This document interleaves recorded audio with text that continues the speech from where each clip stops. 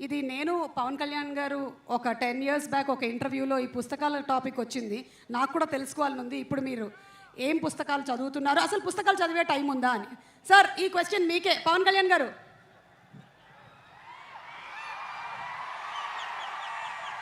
పుస్తకాలు చదువుతాను.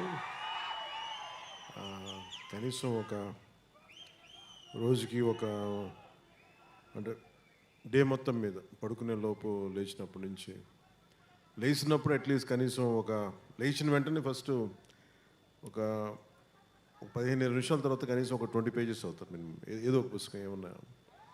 అలాగే కనీసం ఒక ఆన్ యావరేజ్ ఒక 2 గంటలు చదువుతాను అనుకుంటా మినిమం.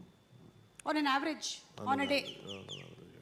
వావ్, ఇంత బిజీగా ఉండేటువంటి మీరే ఇలా చదువుతున్నారంటే మేము ఇంకెంత చదవాలని ఆలోచిస్తున్నాం, నేను రాసి లీలా. అండ్ అలాగే పవన్ కళ్యాణ్ గారు ఇంకొక క్వశ్చన్ ఫ్రమ్ ద ఫ్యాన్స్. అప్పట్లో మీ ప్యాషన్ బైక్స్ అన్నారు. అప్పట్లో అంటే ఎప్పుడు 1940s 60s? ఒక 9 ఏళ్ల క్రితం మీతో పాటు నేను ఇంటర్వ్యూ మీరు చేసి ఎలా మాట్లాడుతున్నారంటే 1940లో 56లో అయినా శ్రీ 420 రాజ్ కపూర్ గారితో యాక్ట్ చేసేటప్పుడు ఇట్లా మాట్లాడుతున్నారు. అంటే ఒక తిప్పి కొడితే ఎంత అండి, మొన్నే కదా చేస్తా సినిమాలో.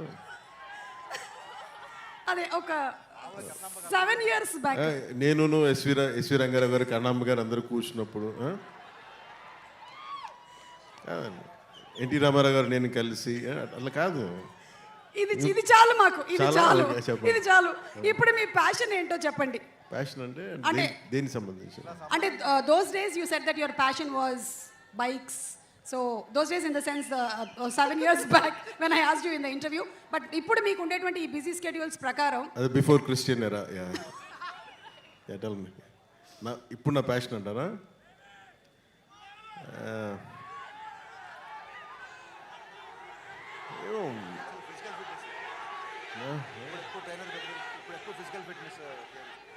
అంటే ఏది పడితే వాళ్ళు అడిగారు, ఏది పడితే వాళ్ళు చెప్పలేం కదా, అందుకని ఆలోచిస్తాను.